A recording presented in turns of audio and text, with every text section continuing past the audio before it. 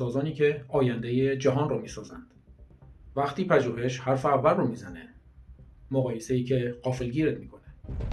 داستان یک شرکت جوانی که در سال 1995 تأسیس شده و به سرعت داره با غول‌های خودروسازی دنیا رقابت میکنه. شرکت BYD یه شرکت خودروساز چینی که قدمتش به 30 سال هم نمیرسه، اما به سرعت داره رکوردها رو جابجا میکنه. در این شرکت چیزی در حدود 100,000 نفر پژوهشگر در بخش تهیه و توسعه کار میکنند و چیزی بالغ بر 51,000 اختراع و نوآوری در صنعت خودروسازی به ثبت جهانی رسوندند. در مقایسه با غول‌های خودروسازی با سابقه بیش از 100 ساله در جهان، این عدد قابل ملاحظه‌ایه. تویوتا در سال 2024 چیزی در حدود 2400 اختراع رو به ثبت جهانی رسونده.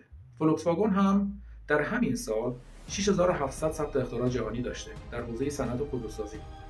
شرکت BMW با سرمایه‌گذاری چندین میلیارد یورو در بخش تهیه و توسعه در سال 2025 تونسته 63000 اختراع و نوآوری رو به ثبت جهانی برسونه.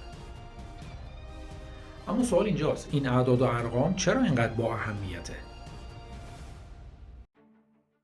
تنها یک دلیل با اهمیت داره و اون هم سلطه بر بازارهای جهانیه.